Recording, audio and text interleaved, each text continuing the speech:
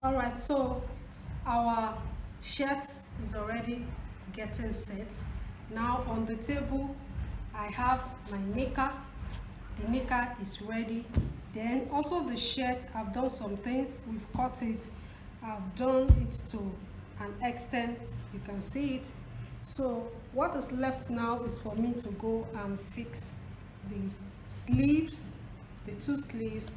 Then I've also done the collar. The detail of everything that I did on this shirt are already in the shirt making course. Check the description. You will see the link to download a copy of the shirt making course. So let's go to the machine to join all this together.